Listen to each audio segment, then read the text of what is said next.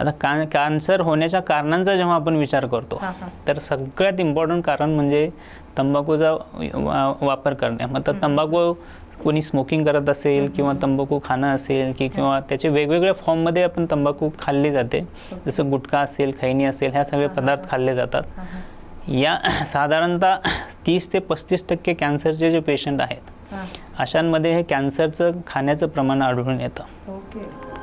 दुसरा सर्वात इम्पॉर्टंट जर कॅन्सरचं कारण असेल दुसरं सेकंड तर वजन वाढणं, ज्याला ओबेसिटी आपण असं म्हणतो.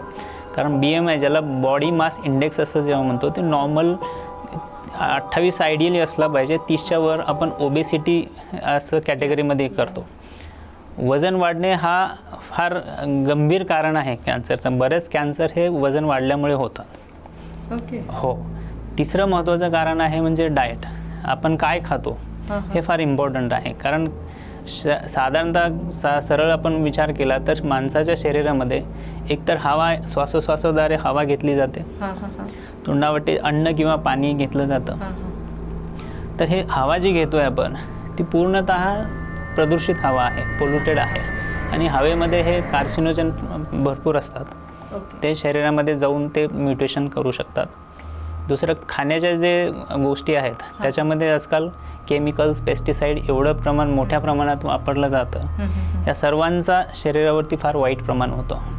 प्लस तुम्ही जे जंक फूड खाता, स्टोर्ड फूड असेल, जंक फूड असेल, तर ह्या सगळ्या गोष्टी शरीरामध्ये, कारण त्याच्यामध्ये जे प्रिझर्वेटिव्ह ॲड केलेले असतात, त्याला कलर येण्यासाठी जे काही गोष्टी वापरल्या असतात, हे सर्व गोष्टींचा केमिकल शरीरामध्ये रिॲक्शन होऊन हे कॅन्सरचं होऊ शकतो. ठीक आहे. चौथं कारण आपल्याला हे आहे की काही इन्फेक्शन असतील. जसं आपण भारतीय स्त्रियांच्या बाबतीत जर विचार केला तर सर्वायकल कॅन्सर, ज्याला गर्भपिशवी आपण म्हणतो, त्याच्या तोंडाचा जो कॅन्सर म्हणतो, तो आता हे सिद्ध झालेलं आहे की व्हायरल इन्फेक्शनने होतं. HPV नावाचा व्हायरस जो आहे त्याच्या इन्फेक्शनने हे कॅन्सर होऊ शकतो.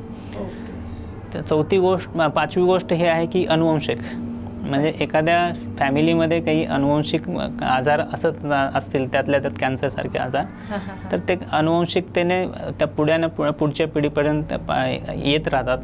आणि अनुवंशिकता एक आहे कारण त्याच्यामध्ये असू शकतं. ठीक आहे. तर हे सगळे जे कारण आहेत ते सगळे कारण ते कॅन्सरचे होण्याचे आहे.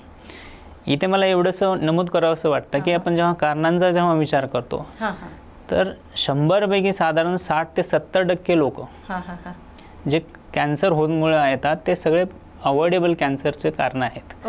जसं तंबाखू असेल, अल्कोहोलचं प्रमाण असेल, ओबेसिटी असेल, लॅक ऑफ एक्झरसाइज म्हणजे व्यायाम न करणं, आणि लाईफस्टाईलची जी चेंजेस आहे ह्या सगळ्या गोष्टींमुळे कॅन्सर होऊ शकतो.